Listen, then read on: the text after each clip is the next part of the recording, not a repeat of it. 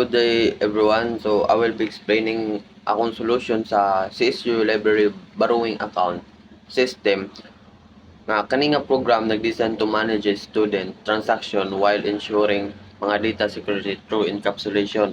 So ang unang task, which is the set A, the encapsulation, ang task requirements pinakauna is create a class with name nga library account. So unang buhaton ako is mag-create ko class na ang pangalan is library account. Library account. Div underscore init underscore init self student name. So atong parameter, which is the student underscore name and then the student underscore ID. Now self dot student name student underscore name is equal to student underscore name and self dot student underscore ID is equal to underscore ID. So muna na atong public attribute. Next is atong private, which is the borrowed count and the penalty balance. This is the methods or atong function. So ang pinakauna diri pangayo is function nga naay pangalan niya borrowed underscore book. So diri sulod sa function natay increment borrowed count by 1. So while gabaro siya, mag-increment og 1. Then reject if ang borrowed niya is limit na or taman lang sa pangkatulo. Pero before ta mo proceed raa, mag-create pa ta og katong reading property nga na return value. I-return value sa kung magbaro siya og box. So unang gipangayo diri which is ang increment borrowed count by 1. So is a conditional statement if else na if ang atong self dot borrow count ino na to less than 3. Pag less than 3 pa siya, pag less than 3 pa siya, atong borrow count nga self attribute, nga private attribute is mag-increment. Else ang gipangayo sa pangkadua, reject if borrowed count is already limit. So i-reject na to if kung katulo na siya magborrow, which is limit na. So ingnon na to print access denied. Let's just say access denied. Kadua nga function, which is name niya return underscore book, and sa parameter niya is kung days, kung sa kalit nga adlaw nag-uli. So ang unang gipangayo diri is i-decrement na tong borrowed count by 1. So if siya less than 0, once nga i-return niya, ma-decrement ang atong count by 1. So if ang days niya late siya greater than 0, ma-penalty siya, which is multiplied by 10. So ang atong unang buhaton dra is to create a function return underscore book. Then so mao na ang return box. Now sa penalty, which is katong pangkaduha nga gipangayo nga 10, multiplied by 10, or which is 10 pesos man kada late adlaw nga ma-return yang book. So unang buhaton is conditional statement ng yapon, which pwede ra sa mo gamit og if ang days kani sulod sa parameter nato nga days underscore late is greater than 0 ba. If kung greater than 0 siya, mo create ta og temporary variable, which is pangalan na lang nato og penalty, is equal to days underscore late and then multiplied by 10. Dito sa pangkatulo nga function. So ang pangkatulo nga function, which is pay underscore penalty. Now diri na to ang amount sa mga student where kung diin asa sila or kano sa sila magbayad sa ilahang penalty.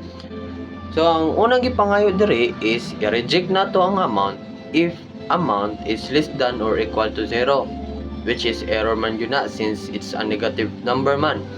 Pangkadua is deduct from penalty but do not go below 0.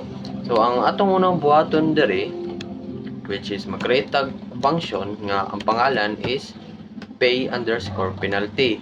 Now ang sulod sa atong penalty which is katong amount, the amount of student kung pila ilang ibayad. So ang unang gipangayo, if kanang amount ba sa usa ka student is less than or equal to 0, which is error, print na lang ta, let's just say print invalid amount. Invalid amount. So mo nang unang atas. Next is nag-create ko diri og else if. Na naman, i-check kung ang gibayad is sobra ba or overpayment ang usa ka student. Now since na may pangayo diri nga deduct from penalty but do not go below 0. But do not go below 0. Since na may rule nga do not go below 0, nagbutang na nako diri else if. So kibalik kung ang amount ba sa usa ka student is overpayment, overpay, since na i-deduct sa iyang penalty, which is iset na lang sa 0 ang self penalty balance para dili na siya mo atog negatives, since na rules lagi nga do not go below 0. So let's just say else if amount is greater than self dot underscore underscore, or tawagon to natong private attributes na to nga underscore underscore penalty balance. Let's just say print open parenthesis if, let's just say paid na siya, paid, and curly braces self dot underscore underscore penalty underscore balance. Kung pila na to, dot 00. Wala din na solid, sorry. Yan. Dot underscore dot 00. Then your change is akong itong amount or represent amount minus nato sa self dot underscore underscore penalty balance is equal to 0. Actually, di natanidog 0 dahil. Status nga function. So, katong function niya show is status is nag-return or gipangita ra niya ang name, ang borrowed count, ug ang penalty balance nato. So, more gyapon akong buhaton, mag-create ko og function niya ang pangalan show underscore status.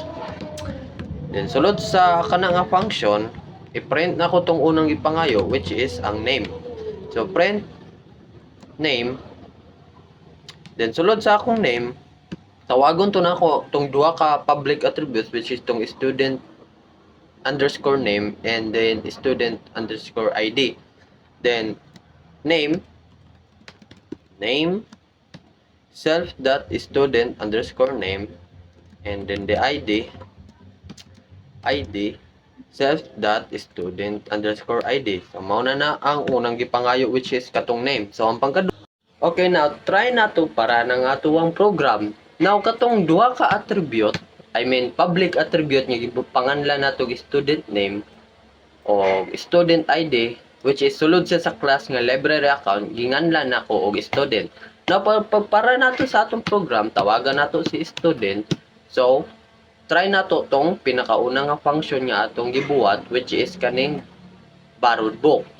Now, tawagon na to si student, and then tawagon po na to si function niya borrow book, underscore borrow book. Now, pagpara na to, Andre, which is mo na ni siyang nilabas, which is borrowed books, total 1. Why man?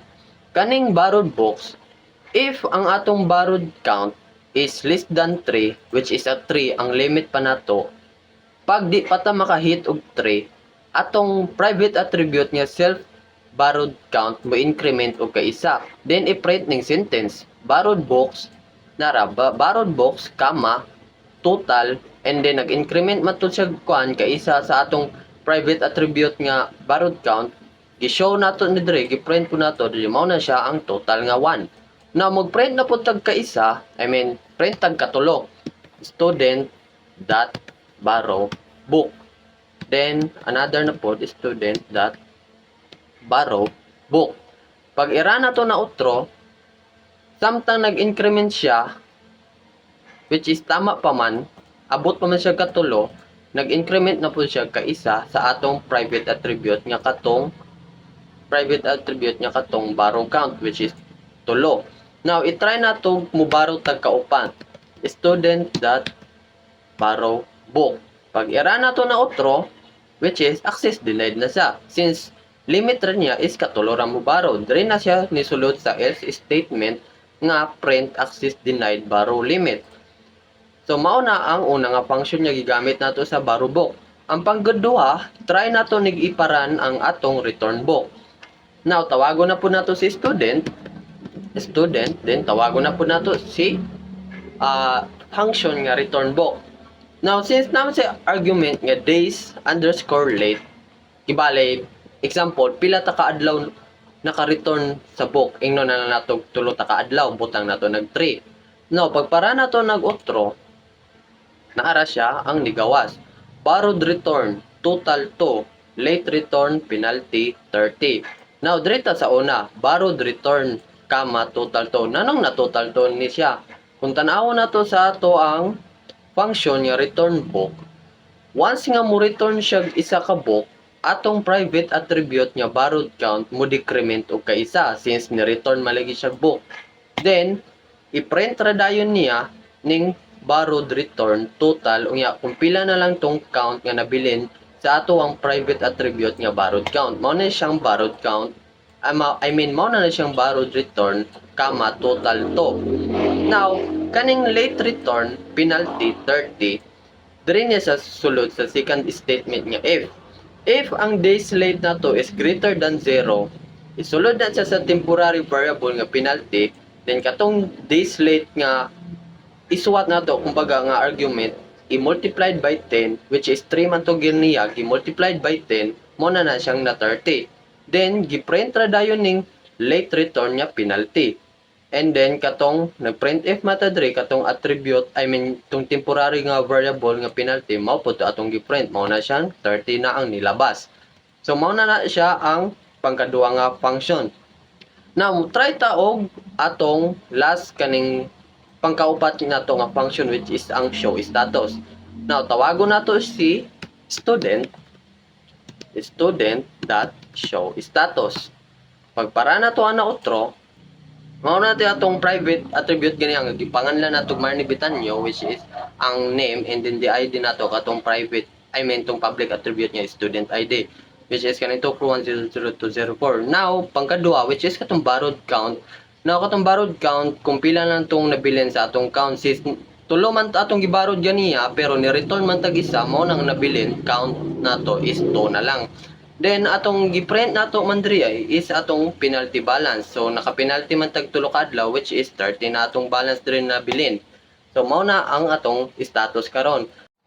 Now try nato si pay penalty, where kung diin magbayad ta sa og amount sa atong penalty balance. So since ganiyang balance nato, which is 30 man atong penalty balance, try nato siya og bayaran. So tawagon nato si student dot pay underscore penalty nga function, and then mag-set ta og amount. So let's just say 25. 30 man to atong penalty balance ganiya, bayaran nato og 25. So pagpara nato ana outro, nara paid 25, pero ang remaining balance niya is 5 na lang since 25 naman natong gibayaran, napatay utang nga 5. So pagpa-update ana sa status sa isa ka student, tawagon nato si student, and then since pa-update na to, i-show status nato siya. Pagpara nato ana outro, naara name Marnie Bitanyo, ID to 10034, and then the borrowed count and ang penalty balance, which is na update, which is 5 na lang ang bilin. Now, so mauna ang akong task 1 encapsulation. Pagpara na yun sa purpose ani nga program sa ako ang task 1.